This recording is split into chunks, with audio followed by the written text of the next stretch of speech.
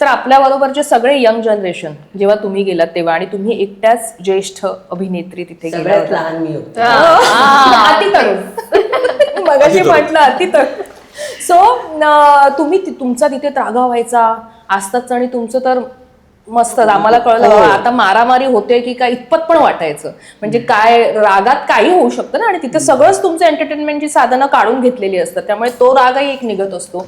तर मला तुम्ही सांगाल त्या बिग बॉसच्या घरात सर्वात जास्त राग तुम्हाला कोणाचा यायचा? मी सांगू हे बघ आणि कोण आवडायचं नाही? थत्ते सांगतो ते ऍक्च्युली आले आज येणार उठून जाईल. आवला खूप जेन्युइनली त्रास झाला त्या माणसाच्या वागण्याचा खूप म्हणजे आमचं भांडण झालं 3दा खडेजंगी वाज माझं आणि आमचं. नाही, भांडण माझं कोणीच नाही बघितलंय भांडण. हा नाही आपला माझा राग आला तरी तो मनातल्या मनात. पण थत्त्यांच्या वागण्याचा अमरी तुमरी कधीच नाही. आवला फिजिकली त्रास झाला थत्त्यांच्या वागण्याचा आणि ते त्यांना माहिती होतं हे होणार आहे. तो माणूस अतिशय पोचलेला आहे. मी तुला अजिबातच गंमत घाबरत नाही खरं सांगते. बोलायला. माझी एंट्री मी बॅग घेऊन आले मला उचलवत नाही मानदारी म्हणून मी भूषणला बोलवलेलं आणि भूषण आणि घेऊन आला. जस्ट एंटर झाली आहे हा मला म्हणतो तुम्ही काय सांगता. अरे तुझी माझी ओळख नाही मी तुला कधी पाहिला नाही. आल्याबरोबर मला म्हणतो तुम्ही काय म्हणता सगळ्यात मोठी मी आहे. मी काय सगळ्यांना फोन करून वयो विचारली खूप वेडा होता. मला म्हणतो माझं पण वय एवढ्या. अरे पण मी तुला ओळखतच नाहीये. गळ्यात पडून तेव्हापासून तो डोक्यात गेला. बाकी काय असं आपल्या घरात सुद्धा आई बरोबर होतं बाबांबरोबर होतं भावंडांबरोबर राग नाही ठेवत मनात. मनात काही नाही मनात. पण त्या माणसाविषयी मनात माझ्याही राग आहे. माझ्या मनात राग आहे त्या माणसाविषयी प्रचंड राग आहे. 4 वर्षानंतर सुद्धा आहे म्हणजे खूप जास्त आहे. 8 वर्ष नाही. 8 वर्ष त्यांचं म्हणजे तिडीक जाते माझ्या डोक्यात त्या माणसाचा विचार आला तरी तिडीक आणि जाते. मोठेपणा कधी भेटलाय? माझ्या घरी त्याच्या नशिबाने नाही भेटलं. हो किती लाखाचं कमोड आहे म्हणाला तो.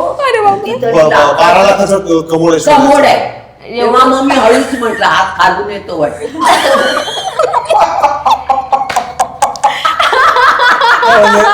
तरी गुंतावं लागतंच ना. 12 लाखाचा कमोड म्हणजे काय व्हॅक्यूम नाही. असं. तुम्ही आत्ताचाही सीझन पाहताय आणि आपलं बोलणं झालं आधी पण आणि तुम्ही एक शब्द म्हणालात तो म्हणू नका कारण आपण एका चांगल्या प्लॅटफॉर्मवर बोलतोय त्यामुळे अर्थात तुम्ही जे केलं ते योग्य. पण मला सांगा आत्ताच्या सीझन मध्ये जे आहेत खरं सांगू? त्यातले आगाऊ कोण आहेत? आगाऊ मी रोज अगदी कितीला लागतं हल्ली आपल्या वेळी 9ला लागायचं ना आता किती 8 लाख. 8ला.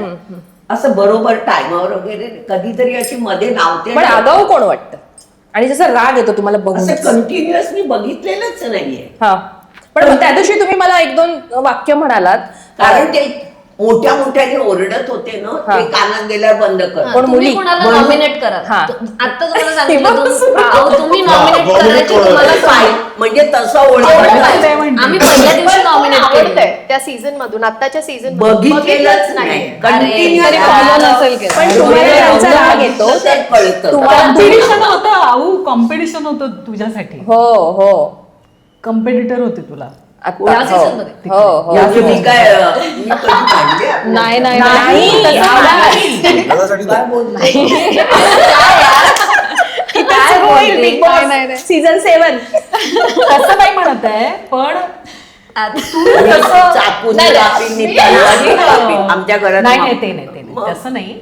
तू ज्या पद्धतीने ठामपणे बोलतेस ना तुझी एक बाजू वेगळी आहे. पण ते जे म्हणतात ना आता ज्या सीझन चालू आहे ना तर ते तुला पाहिजे होते असं म्हणत होते मी. तुझ्या सोबत असायला पाहिजे. समोर हवे म्हणजे होते. तिथे तुम्ही पाहिजे त्यांनी केलं म्हणजे असतं हे तर कमी मी पडले. बोललेच नसते. आमच्या ह्याच्यामध्ये म्हणजे ते बोलत चुकले. होते का? आम्ही चुकलो. अनएडिटेड फुटेज पण हा सीझन जाऊ दे, हा. पण एकूणच सगळे सीझन जर आपण पाहिले तर सगळ्यात आगाऊ कंटेस्टंट कोण? सगळ्यातलं मला असं नको विचारू, मला आमच्या कळतं. आता हा सीझन तुमच्या सीझनचं तुम्ही आमच्या उत्तर पण season नाही चं. देत ना. पण पहिलंच बघा. एक फक्त फक्त मला मला आवडत आवडत नाही. एक कळलेलं आहे, म्हणजे कोणी रागावू नका, हा, हा. की ज्यांना आपलं मोठेपण दाखवता येत नाही ते बिग बॉस मध्ये येतात आणि असं करून दाखवतात की बघा बघा बघा आम्ही कसं करतो बघा. ते बघा महाराष्ट्राला दाखवायचं असतं. बघा म्हटलं मी काय दाखवू, मला बघतातच. गंमत सांगू का ऍक्च्युली आम्ही पहिल्या सीझनचे जे 15 बेसिक कंटेस्टंट होतो ना, सो आम्ही काय पहिला सीझन म्हणून आम्ही पायनियर्स असं जर धरलं, बाकी काही वेगळेपणा आहे अशातला भाग नाही. आमचा सीझन सुरू व्हायच्या आधी जे जे लोक काम करत होते या क्षेत्रात अभिनयाचं, ते लोक आमचा सीझन संपल्यानंतरही काम करत राहिले, आणि ज्यांच्याकडे काम नव्हतं त्यांना बिग बॉस नंतरही काम नाहीच मिळालं. सो आऊजे म्हणते की तिथे जाऊन आता बघा माझ्याकडे असं ह्या काही गैर नाही, माझ्याकडे लोकांनी बघावं असं वाटणं हे आपल्या क्षेत्रामध्ये फार गरजेचंच आहे.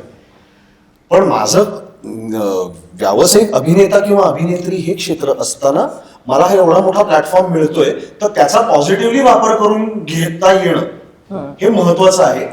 आणि ते जमणारे लोक ना, मला त्यांच्याविषयी कौतुक आणि आदर आहे. असे लोक आहेत. आणि फक्त माझा बडेजाव बघत बसा असे ज्यांनी केलं त्यांचंही नुकसानच झालंय बाहेर.